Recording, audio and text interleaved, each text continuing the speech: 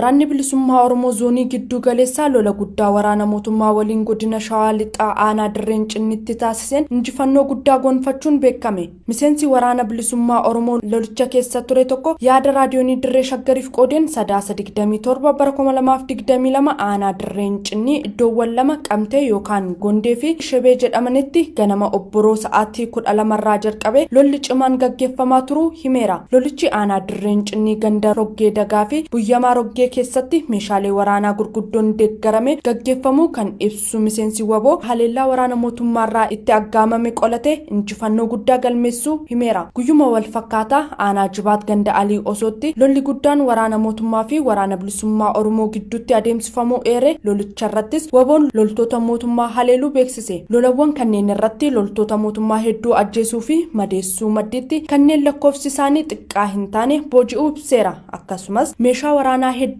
waraana mootummaarraa hiikkachuu kan ibsu maddi keenya meeshaalee waraanaa xixiqqaarraa hanga guguddaatitti booji'uu raadiyoonii Dirree Shaggaritti himeera. Bifuma kanaan diishqaa 4 bireenii 10 snaayiparii 10 qawwee AKM fi kanneen biroo dabalatee meeshaalee waraanaa dhibbootaan lakkaa'aman booji'uu ibseera. Akka maddeen keenya biroorraa adda baafannetti mootummichi lola kanaan booddee tajaajila intarneetii fi bilbilaa bakkicharraa kutuu isaatiin tarii haleellaa qilleensarraatiin uummata rukutuu akka malu shakkii qaban eeruun yaaddoo guddaa keessa seenanii jiraachuu himanii jiru.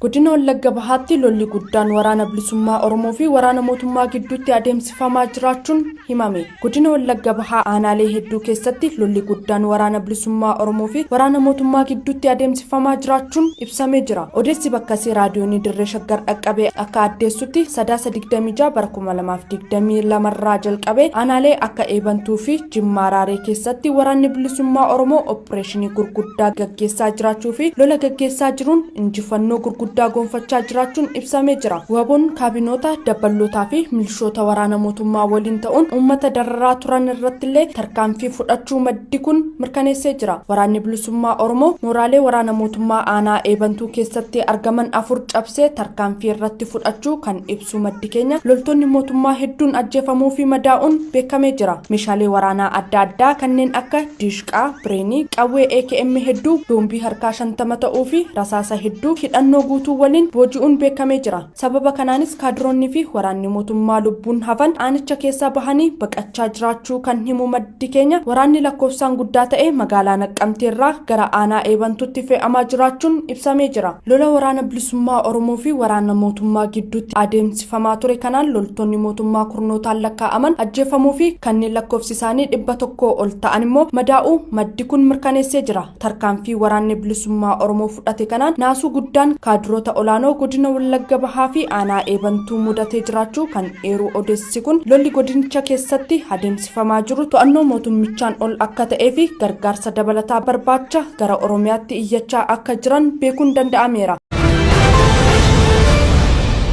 Godina Shawaa Kaabaa aanaa Darraatti humnoonni finxaaleeyyii Amaaraa wal gurmeessan hawaasa aanichaa irratti lola banuuf qophaa'aa jiraachuun dhaga'ame. Jiraataan aanichaa tokko raadiyoonii Dirree Shaggaritti akka himanitti humnoonni finxaaleeyyii Amaaraa bobaa mootummaa jalatti of ijaaranii jiran torban darbee kanarraa eegaluun lola qindaa'aa uummata Oromoo aanaa Darraa irratti banuuf jiraachuu ibsan. Godina Shawaa Kaabaa aanaa Darraa humnoonni Amaaraa faanonni fi shiftoonni isaanii walii galanii uummata keenya saamicha gaggeessaa waan jiraniif wal qabatee mootummaanis isaa waliin ta'ee nama keenya hidhuu waan jiruuf amma kaleellee ijoollee baay'ee hidhamee aanarraa kun warra waraanaa shanee fidanii maali jechuun maqaa tureessuun. Kaayyoon garee finxaaleeyyii kanneen aanaa Darraa naannoo Amaaraa jala galchuudha kan jedhan namni kun kaayyoo kana galmaan ga'achuufis uummata nagaa hundaan ergamtoota shaneeti jechuun uummata nagaa maqaa balleessanii fixuuf akka jiran himan.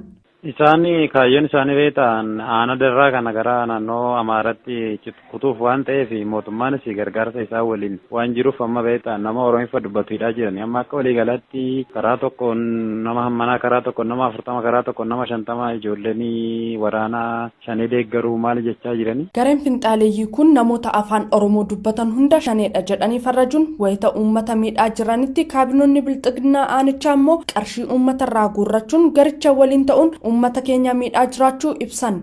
Bara darbees akkuma kana shiftoonni warra Amaaraatuun ijoollee Oromoo dubbatan jettee kana dura bakka qonna qotanii argatte gizeessanis mootummaan isaan karaa tokkoon waliin ta'an waliin barbaada karaa tokkoon immoo isaan birrii qaban birrii 300 400 awwaalchisaa Oromoon immoo siffixa Oromoo fixan malee jedhee qofa mootummaan gargaarsa gochaafii ture. Dhumarrattis uummanni Oromoo fi uummanni Shawaa Kaabaa uummata aanichaaf birmachuun humnoota diinaa kana waliin akka qolatan dhaamaniiru. Tokkummaan ni barbaachisa haa ta'u malee sila akkuma ana keenya iddoo tokko taane nuti uummata Amaaraa sirraan jiru tanaaf ta'uu hin dadhabnuti. Amma tokko wanni sodaachise beektaa uummata Amaaraa tana qofa otoo hin taane mootummaadhaan gurmuu ta'anii mootummaan isaa waliin uummata keenyadha uummata keenya meeshaa irraa fuudhu meeshaa waraanaa kun waraana shaneeti meeshaa qabachuun hin danda'amu jedhanii maqaa nu balleessuudhaan silaatoo nuti tokko taane akkuma ana keenya kan akka ana darraa miti gandi tokko dawoo walii galee uummata Amaaraa tana ni balleessa. Faannoon amma darraa jiru kun faannoo oriijinaalee otoo hin taane gabaruma Amaaraa kanatti walitti qabameeti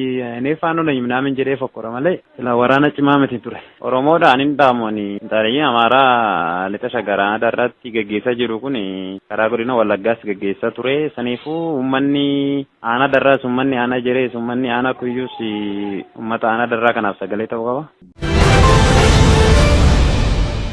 Fooramiin bulchiinsa intarneetii ka waggaa inni 17ffaan Finfinnee keessatti gaggeeffamaa jira. Sirna baniinsa walgahii kanaa irratti muummichi ministeera Itoophiyaa Abiy Ahmed biyyi isaanii gatii waliinii fi itti fayyadama intarneetii gaarii ta'e irratti qooda fudhachuuf cicha qabduuf ka bu'uuraa ta'e ibsaniiru. Jijjiirama guddaa hawaasa addunyaa keessatti ta'aa jiru akkasumas kanaan wal qabatee jijjiiramni diinagdee hawaasummaaf siyaasaaf walgahii akkasiitu nu barbaachisaa jedhan sababiinsaas akkaataa itti gargaarama intarneetii fi bulchiinsa isaa yaada akka walii qoodnu taasisaa jedhaniiru.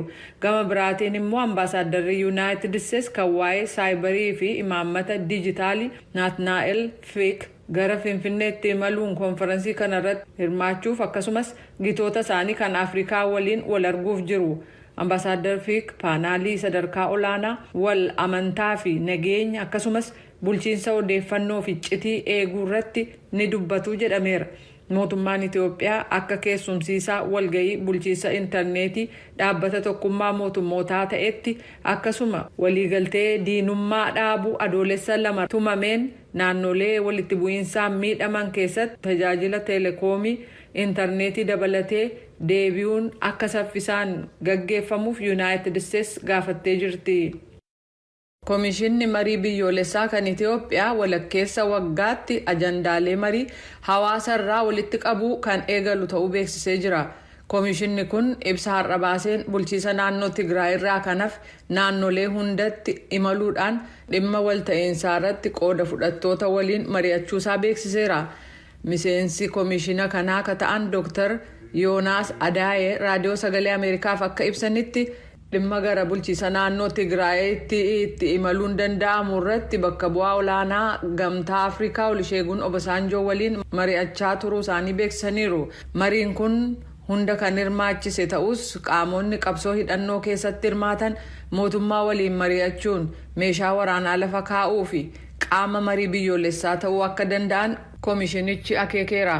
Komishinichi namoota naannoo wal dhabdee keessa jiraatan karaa addaatiin akka wal arguus beeksisee jira.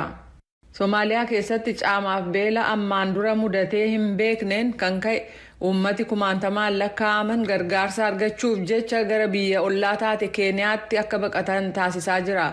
Gareeleen gargaarsaa akka jedhanitti baqattoonni mooraa Dadaab kan Keeniyaa keessatti baay'achuu isaaniitiin kan ka'e qabeenyi kaampii sanaa ka duraanuu akka malee namaan guutamee jiru daran hanqiseera. Haati ijoollee Raahoo Alii jedhaman reefuu Somaaliyaa irraa ijoollee 4 waliin naannoo daangaa Keeniyaa kaabaa magaalaa Dadaab keessa ka jiru dhaaba baqattootaa kan tokkummaa mootummootaa UNHCR dhaqqaban. Haadha ijoollee 7 fi kan umriin 45 kun akka jedhanitti caamni hamaan Somaaliyaa mudate akka isaan baqatanii gara Keeniyaatti adeemuutti nu dirqisiisee jechuun dubbatan. Ijoollee isaanii keessaa 3 imala hamaa kanarra osoo jiranii haleellaa qawwee isaan irratti banameen eessa buutee isaanii kadhaban yoo ta'u ammallee bakka isaan jiran hin barre. Dhaabni baqattootaa kan tokkummaa mootummootaa UNHCR baatilee isaan dhiyeenya kanaa keessa namoota 80,000 galmeessuusaa beeksiseera.